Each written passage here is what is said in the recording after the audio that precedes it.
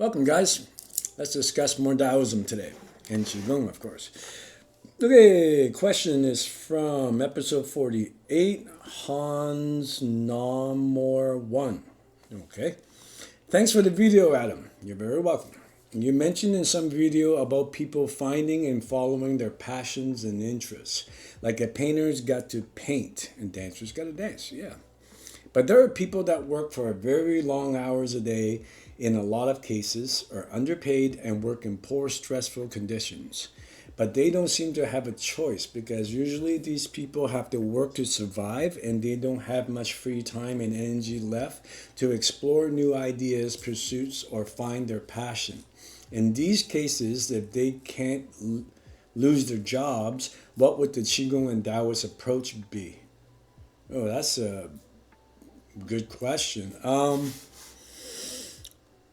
The first thing, people following their passions and interests like a painter have to paint, but unfortunately they have to work, right? So how are they going to be able to do that? Okay, I'm going to separate the two questions. That way I can make sure I answer everything you ask.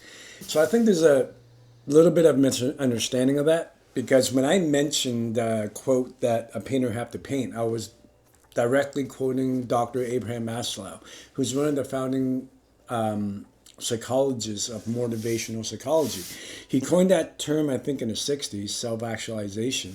And he said that in society, based on over 2,000 clinical cases in his career, he found that most psychologists would study illness, mental illness, but he would study what happens if people were healthy. And he found that 98 to 99% of the adult population, and this is in the 60s, so things might have changed, usually they're in the lower human needs. Like you have your physical needs, like water, food, shelter, security, protection. And then you have your higher needs, which is your social needs. You need a basic level of respect by your peers. You need loved ones and friends. And then you have your highest needs, which is what he calls self-actualization. And he refused to explain it. Basically, a painter has to paint, a dancer has to dance, a poet has to write poetry. It's not a choice. It parallels what Dr. Carl Jung said, that people don't have ideas. Ideas have people. Dr. Abraham Maslow also said that that's estimated to be 1 to 2% of the adult population, which means you're born that way. And it is 60% or more genetics, right? So you see that in top performers, whether it's painters, musicians, sport people, top business people, martial artists, anything. The top of the top of the top of the top of the people, usually they're kind of born for it. So the first thing you said, like they don't have a choice on following their interests and how to find your passion. If you're talking about the top 1% of performer, they don't find their passion. They're born that way and the passion finds them. If we're talking about the bottom 98% of the population, then this passion that you're finding is really a hobby. It's not something that you can live without. And I mean, it's something that you can live without. Like, okay, I work a normal job and I want to find my passion. Then by definition, it's kind of a hobby, which is healthy and is awesome, right? But if we're talking about the obsessive top performers or the 1%, they don't go around looking for their passion. If you read bibliography, clinical research of these people, usually they're just born that way. And since they're very young, they're obsessed with a certain domain, rather sports, music, or whatever. You only got to look at the life story of like Van Gogh or Mozart or guys like that, right? They're kind of crazy about something and they usually find a peak experience on that. This rapture where time slows down, they enter the flow state, they lose their identity, they lose themselves, and they get this peak experience, which psychologists call the flow state. But Dr. Abraham Maslow called it the peak experience, a high, an extreme high that is euphoric and is hard to describe. Your dopamine level is going nuts in your brain, right? So you ask, like, hey, what do you got to do if you got to work? How do you got time to do this stuff? It costs time and energy, and most of us got to make a living and pay bills, right? So that depends on who you're talking about. If you're talking about the 98%, then you're 100% right. Most people got family obligation, they got school, they got bills. They're not going to be able to put in 8 hours of training in music or sports or martial art or painting or poetry, whatever the thing is, after they just finish working 8 hours with commute. And if they sacrifice work time to work on their craft, they're going to lose income, which they can't afford. So you're 100% right. That's why most people have hobbies, not like lifetime crazy obsessive paths. And I think there's nothing wrong with that. You just do it in a weekend or you do a couple hours every month, and that's what most people do with their hobbies. However, if your question is based on a top 2%, then that problem doesn't exist for them. Because you say, hey, how are they going to sacrifice work in order to practice their hobby? Top performers, the top 1%, if you read about their life or clinical research, don't live like that. That's why the starving artist syndrome exists in our society. They would, like, I'm not trying to say in any way that this is good, and you, it's actually really, really terrible. So I'm not bragging. And you'll see this in about 5 minutes. I was obsessed about martial arts since I can remember, since I was 6 years old. I started training when I was 11. I'm 51 right now. I've been training over 40 years. Out of that 40 years, 24 years is full time. I was obsessed with it. I never had a problem about, oh my God, I gotta make a living. How am I gonna find time to train? In fact, when I was, I forgot what age, 19 or something, I quit university just so I can train full time. My family pretty much disowned me because they brought me to this country for a better life, and I go and quit and because I want to do martial art full time. Lived in a car, I eat out of a garbage can, I was broke. My entire adult life I was broke just so I can train 40 plus hours a week because that's my dream. There was no money in it. I'm not making any money off martial arts at the time. I was just training because I'm obsessed. And I had the best time of my life. Like, I didn't care if I was broke. I didn't care. My apartment at the time had no furniture. Zero. I had about 5 t-shirts, maybe a couple of eggs in the fridge. And I would just get up and train. And then when I got to about 7 at night, 5 or 6 people will come to my house, my students, and then we'll train their asses off. And after we train till about midnight, usually we go to a restaurant and we talk until 4 in the morning. We sit in a restaurant, we're chatting and hanging out.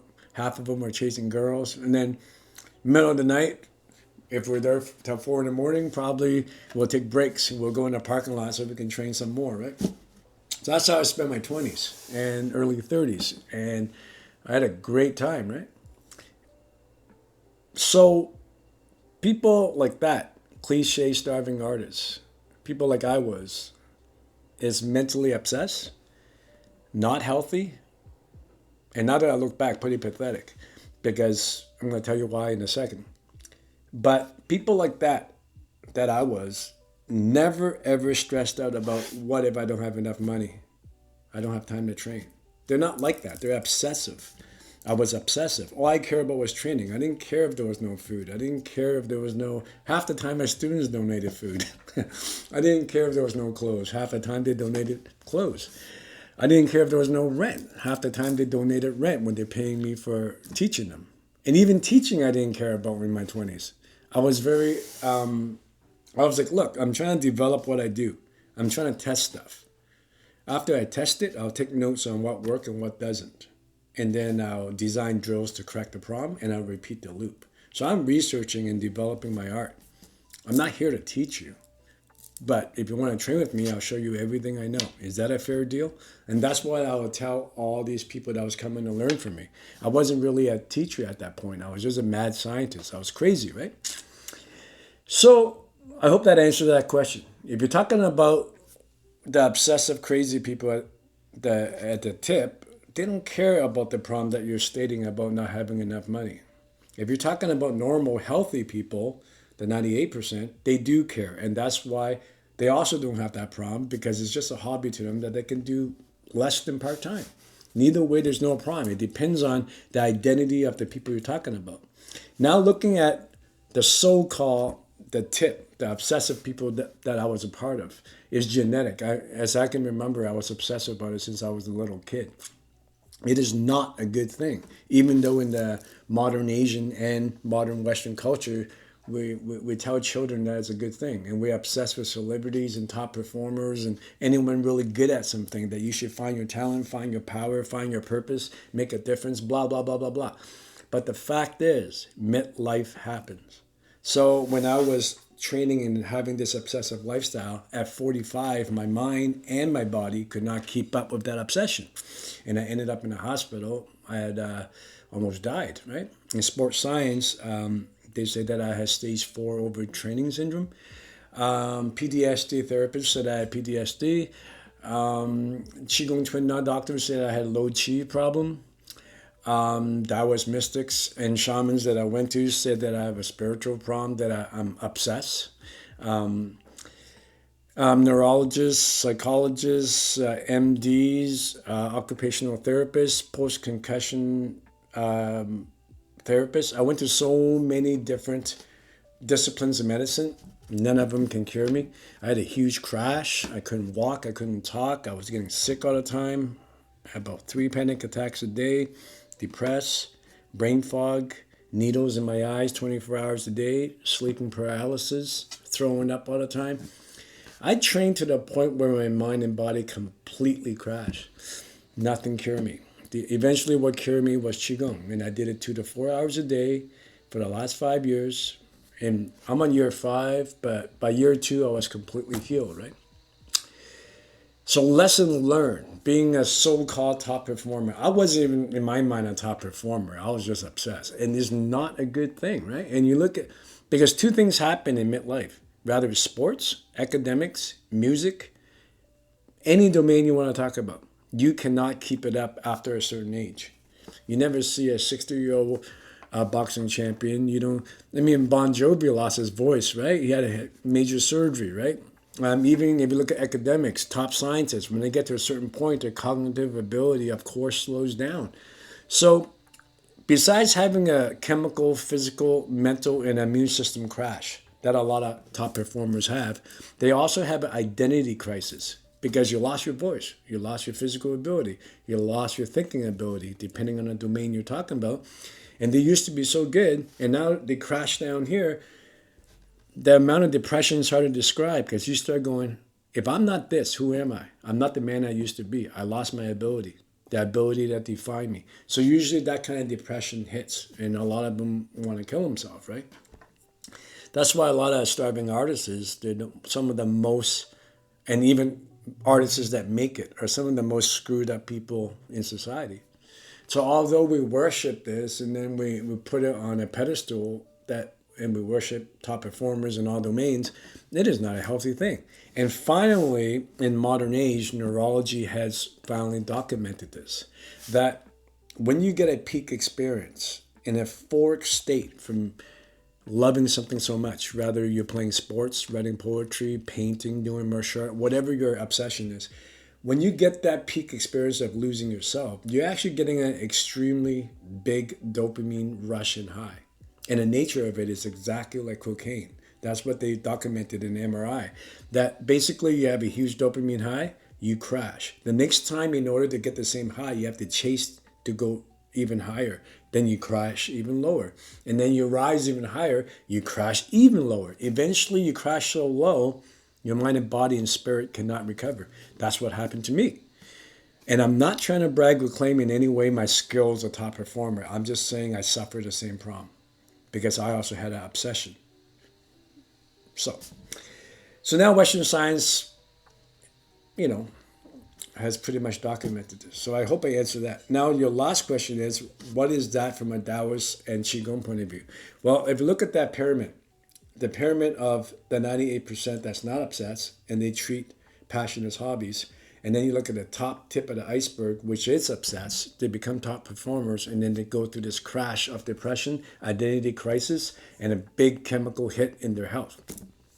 Both of those are considered a form realm in Buddhism and Taoism. By form, I mean matter, including yourself. People, place, and things. Nouns. So in Taoism and Buddhism, the form realm is nicknamed the red dust. It is the source of suffering because there is no permanent joy in it. Because people at the top The obsession causes enormous amount of suffering eventually. That's what I just outlined earlier with psychology and neurology, right? And also common sense through our observation and culture. Now, if you look at the so-called bottom, most people don't have an obsessive passion. So they spend their life getting pleasure or fulfillment out of things outside of themselves, rather as people, place, or thing. People. Most people need loved ones and friends. They need people to like them. They're codependent. If, their wife loves them, great. Their wife leaves them and get a divorce, they have a mental breakdown. Or whatever. Their children, their pets. So basically, outside people or beings. People, place. People are obsessive vacation. And things. People are so materialistic. So they get their joy out of outside people and things, which is, if we stop sugarcoating it, is a loop of codependency. Is a form of slavery.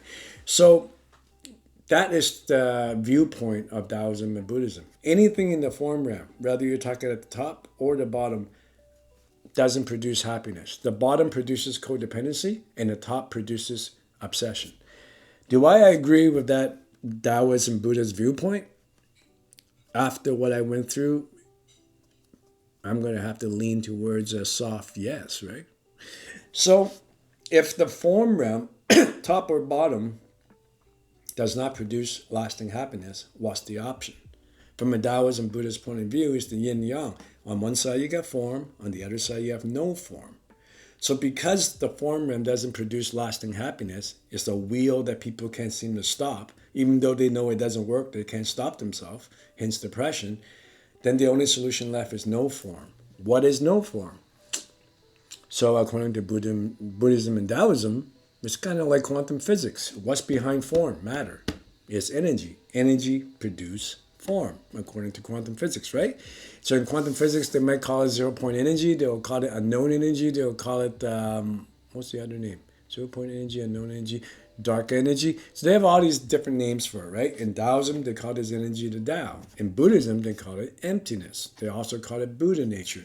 So the whole point of practicing either the mystic tradition or the shamanistic tradition is to be able to feel, not talk about, but experience directly this energy, this stuff that made up matter. So opposite of form is emptiness or this energy or Buddha nature or Brahman or God or Tao. Or in quantum physics, it's the unknown energy, zero-point energy. Different culture, different discipline give it a different name. The Great Spirit, the Divine Light, zero-point energy. So depending on whether you're looking at quantum physics, Buddhism, Taoism, shamanistic path, they all tried their best to get a hold of this. So that is, to answer your last question, that is the Taoist approach to happiness. Not to find your purpose and talent and have a huge crash and obsession. Not to go in the bottom and go for hobbies. They don't even care about the form realm or the red dust. That's why the signature quality of someone that actually so-called awakened is someone that has tasted his energy. The signature thing that you'll see in a Taoist is not power, but rather carefreeness. If you ever meet a true, real Taoist or someone that has actually mastered Qi Gong or spiritual sitting, you'll find some of the most blissful, happiest, and carefree people ever. Because they literally are free of care, carefree. They're free of care for the form realm. They don't really care if they get the girl. They don't care if they get the big house. They don't care about finding their talent. None of that matters. They only care about what is not matter. They only care about this energy, the Tao, Buddha nature, whatever you want to call it. And they pray, chant, psychedelics, do qigong, meditate, depending on the tradition, just to taste that energy. And for those who have not talked about it, because talking about it is like talking about water. It won't cure thirst. You got to drink it, right? But for those that have tasted it through practice, it is very, very euphoric and blissful. But it's different than top performance type of bliss. You can't even call that bliss. When you have a dopamine high, it's more like cocaine, right? When you taste the bliss of the energy behind matter, it doesn't have an up and down. It has a settling feeling. It doesn't go for more. Instead, it feels everything is enough as it is. So bliss comes with inner peace.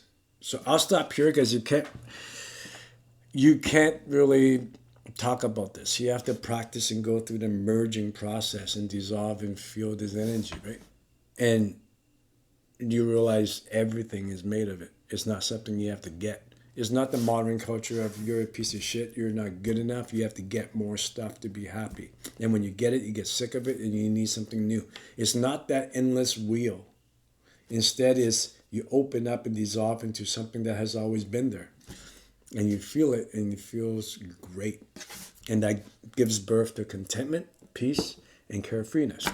I'll stop here because anything else I said is pretty much useless. You can't describe something you have to experience it. And that's why we practice. If you're into learning how to practice this stuff, please follow the links below. We have a Taoist community on my website. And a lot of students report they are feeling a lot better. And that's the main motivation for me to do this podcast. Anyways, see you next time.